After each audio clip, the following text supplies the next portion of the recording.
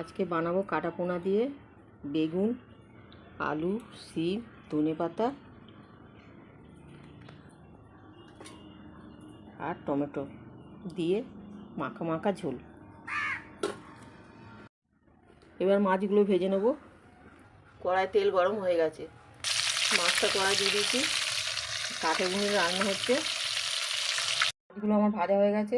এবার আমি বেগুনগুলো ভালো করে ভেজে নেব।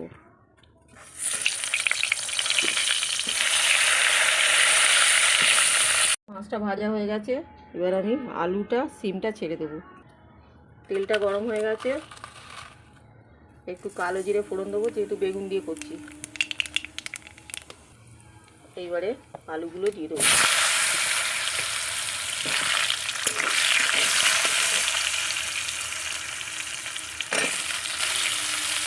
সিমটাও দিয়ে দেবো,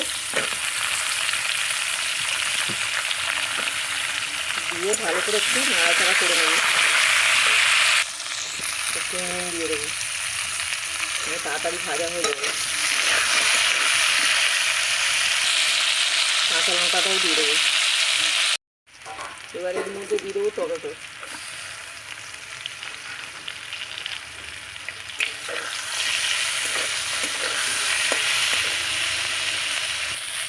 সিম ভাজাগুলো তুলে নেবো, নাহলে গলে যাবে। সিমগুলো সব তুলে নিয়েছি। এবার দিয়ে দেবো আদা বাটা।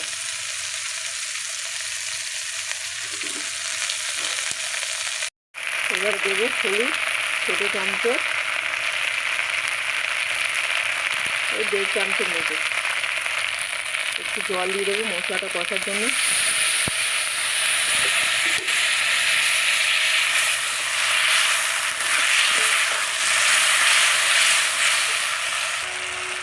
দিয়ে দেবো 1 চামচ ধনে জিরে বাটা।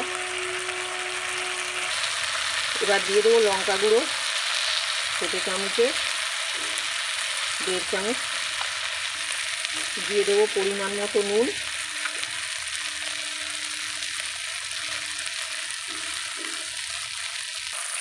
মশলাটা ভালো করে কষিয়ে নিচ্ছি।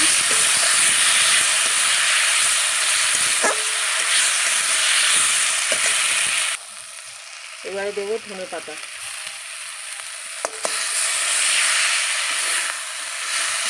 ধনেপাতাটা দিয়ে আর বেশি নাড়বো না, এবার আমি জল দিয়ে দেবো।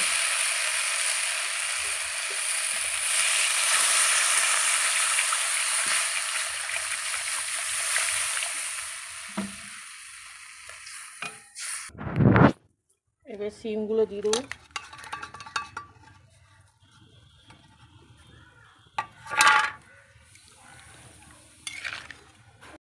এবার বেগুনগুলোও দিয়ে দেবো।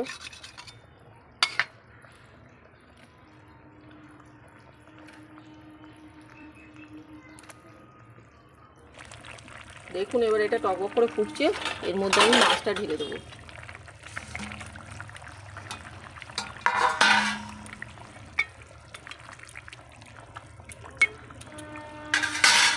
মাছটা আমার হয়ে গেছে, এবার ঝোলটা ঢেলে নেবো।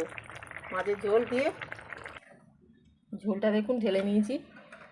মাছ দিয়ে, আলু দিয়ে, শিম দিয়ে, বেগুন দিয়ে কাটা মাছের ঝোল।